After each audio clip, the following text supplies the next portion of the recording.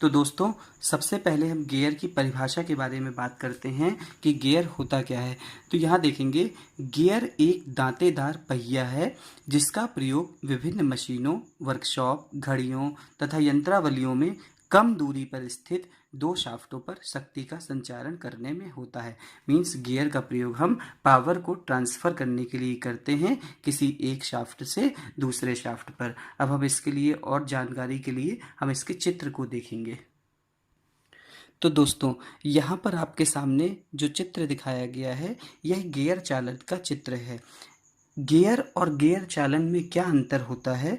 Gear ये single एक gear है और ये अलग एक गियर है। जैसा कि हमने बताया कि गियर एक दांतेदार पहिया होता है, परंतु गियर चालन में दो या दो से अधिक गियरों का संयोजन होता है, जहाँ पर हम लोग गियर चालन करते हैं।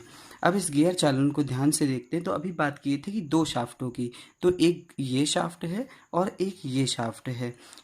इस शाफ्ट से पावर इस शाफ्ट में ट्रांसफ़र करना होगा, तो हम इस गियर ड्राइव का प्रयोग करेंगे जो आपके सामने चित्र में है। इसको डिटेल में देखते हैं।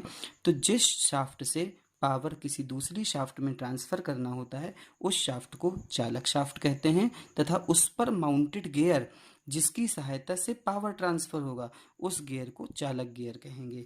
और जिस शाफ्ट में पावर ट्रांसफ़र करनी है, उस शाफ्ट को चलित शाफ्ट तथा उस पर माउंटेड गियर को चलित गियर कहते हैं। ये कैसे वर्क करता है?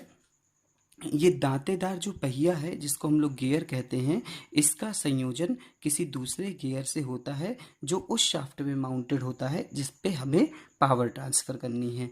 इसके दांतेदार पहिया इस दूसरे गियर पर स्पर्शीय बल लगाते हैं। चूँकि ये गियर क्लॉकवाइज डायरेक्शन में रोटेट कर रहा है, तो इसकी रोटेशन के कारण इसके दांतों पर स्पर्शीय बल लगेगा और इस बल के कारण ये गियर आपका एंटी क्लॉकवाइज डायरेक्शन में रोटेट करने लगेगा। तो यहाँ पर ये ध्यान देने वाली बात है कि यदि कोई दो गियर रोटेशन कर रहे हैं, तो यदि एक गियर क्लॉकवाइज डायरेक्शन में रोटेट कर रहा है, तो उसके साथ जुड़ा हुआ गियर एंटी क्लॉकवाइज डायरेक्शन में रोटेट करेगा। यदि यहाँ पर एक्सटर्नल गियरिंग है, एक्सटर्नल गियरिंग का मतलब कि यदि ये बाहरी दांत है, अंदर दांत नहीं है, बाहरी दांत है, तो यहाँ पर यदि ये क्लॉकवाइज डायरेक्शन में रोटेट करेगा, तो दोस्तों ये एंटी क्लॉकवाइज डायरेक्शन में रोटेट करेगा। शाफ्ट से गियर की सहायता से जुड़े होते हैं। अब यहाँ पर एक बात बताना और ज़रूरी है कि गियर चालन का काम होता है पावर को ट्रांसफ़र करना, जो पुली और बेल्ट की सहायता से भी हो जाता है। लेकिन पुली और बेल्ट में जब पावर ट्रांसफ़र किया जाता है एक शाफ्ट से दूसरी शाफ्ट की ओर, तो वहाँ पर फिसलन होने का बहुत चांस होता है, जिससे कि पावर ट्रांसफ़र में अवरोध उत्पन्न हो जाता है। लेकिन गियर में फिसलन न होने के कारण ही इसे धनात्मक चालन भी कहते हैं। इसे आप अपने एग्ज़ाम में अंडरलाइन करके लिखेंगे तो अच्छा प्रेजेंटेशन होगा। अब गियर का उपयोग या गियर चालन का उपयोग motor, scooter, engine, gear box आदि में किया जाता है। तो ये है बेसिक इन्फॉर्मेशन गियर के बारे में।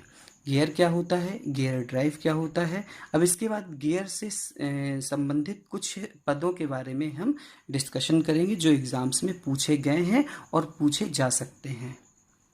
तो दोस्तों, गियर में प्रयोग होने वाले पदों के लिए हम इस चित्र का अध्ययन करेंगे। इस चित्र में किसी गियर के ये दो दांत दिखाई दिए गए हैं और इसके साथ ही यदि ये गियर चूंकि रोटेट कर रहा होगा, पावर ट्रांसफ़र करनी होगी, तो साथ में कोई और गियर भी रोटेट करेगा, तो उसके दांत इस गियर से यहाँ पर इन दांतों के बीच में यहाँ पर मिलेंगे, अगले दांत आपके यहाँ पर मिलेंगे। और इनसे संबंधित कुछ जो है बिंदु हैं, जैसे वृत्ति, पिच है, ऊपरी तल है, ऊपर वाला जो वृत्त बनेगा उसको हम एडेंडम वृत्त बोलेंगे, नीचे वाला जो बिंदुओं को मिलाने से वृत्त बनेगा उसे डिडेंडम वृत्त कहेंगे, पिच वृत्त है, फ्लैंक है। तो इन सभी परिभाषाओं में से जो महत्वपूर्ण परिभाषाएं हैं एग्जाम के हिसाब से वो डिस्कस की गई हैं। तो सबसे पहले हम जो परिभाषा है वो ये है, देखते हैं पिच वृत्त क्या होता है। महत्वपूर्ण डेफिनेशन है, दो मिलने वाले गियरों के दांते जिस बिंदु पर एक दूसरे को स्पर्श करते हैं, उन स्पर्श बिंदुओं के बिंदुपथ से प्राप्त वृत्त को गियर का पिच वृत्त कहते हैं। देखिए, दो मिलने वाले गियरों के दांते, तो किसी एक गियर के ये दांते हैं, ऊपर से एक गियर होगा जिसके दांते यहाँ मिलेंगे। अच्छा, जहाँ पर मिलेंगे वो स्पर्श बिंदु कहलाएंगे। तो देखिए यहाँ पर मिलेंगे ही, तो एक स्पर्श बिंदु मान लीजिए इधर हो गया, एक स्पर्श बिंदु इधर हो गया, अगला दांता यहाँ पर मिलेगा तो यहाँ भी स्पर्श बिंदु होगा, आगे भी होगा और इधर भी स्पर्श बिंदु होगा। तो इन बिंदुओं को यदि हम मिलाते जाएं तो जो वृत्त बनेगा उस वृत्त को ही पिच वृत्त कहते हैं। यह वृत्त गाइस काल्पनिक वृत्त होता है जो कि शुद्ध गति में होता है। अगली जो डेफिनेशन आएगी वो है आपकी वृत्तीय पिच। देखिए वृत्तीय पिच के बारे में बात करें, यह पिच वृत्त की परिधि पर एक दांते के किसी एक बिंदु से अगले दांते के उसी बिंदु के बीच की दूरी है। इसे पीसी से प्रदर्शित करते हैं। यदि में फिगर में देखें तो देखिए पिच वृत्त की परिधि, ये है आपका पिच वृत्त और ये इसकी परिधि होगी। तो पिच वृत्त की परिधि पर एक दांते के, ये मान लीजिए पहला दांता है, एक दांते के किसी एक बिंदु से अगले दांते के उसी बिंदु तक के बीच की दूरी जो होगी वो वृत्तीय पिच कहलाएगी। ये आपको हरे कलर से दिखाया गया है, इसी को वृत्तीय पिच मीन्स पहले दांत का ये बिंदु और अगले दांत का उसी बिंदु किस पे, पिच वृत्त पे, उनके बीच की दूरी वृत्तीय पिच कहलाएगी। अगली डेफिनेशन है मॉड्यूल। देखिए दोस्तों अगली डेफिनेशन जो मॉड्यूल है ये एक मैथमेटिकल टर्म है। यह किसी भी गियर के पिच वृत्त व्यास तथा गियर पर बने दांतों की संख्या का अनुपात होता है। इसे m से प्रदर्शित करते हैं। m बराबर कैपिटल D अपॉन T, जहाँ जो T है वो जितने भी टीथ होंगे उनकी संख्या और D जो है वो पिच वृत्त का व्यास है। अगली जो डेफिनेशन है वो है दाब कोण की। ये महत्वपूर्ण है। यह दांतों के संपर्क बिंदु, जहां पर दांत मिलेंगे उस संपर्क बिंदु पर उभयनिष्ठ लंब तथा पिच वृत्तों पर उभयनिष्ठ स्पर्शी के बीच का कोण होता है। तो ये है कुछ डेफिनेशन जो एग्जाम के हिसाब से महत्वपूर्ण है और बिल्कुल एग्जाम के हिसाब से ही इनकी डेफिनेशन बनाई गई है। इन्हें आप पढ़ेंगे तो आपको एग्जाम में अच्छा नंबर मिलेगा।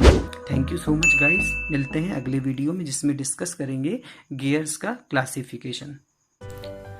ऑलराइट गाइस, तो होप करते हैं आपको ये टॉपिक अच्छे से समझ में आ गया होगा। सो यही था इस वीडियो में। अगर आपको ये वीडियो पसंद आई है तो इस वीडियो को लाइक ज़रूर कीजिएगा। साथ ही साथ अपने ज़रूरतमंद दोस्तों के साथ इसको शेयर कीजिए ताकि ये नोट्स सभी के पास तक पहुंच जाएं। और साथ ही साथ चैनल को सब्सक्राइब करना तो बिल्कुल नहीं भूलना है।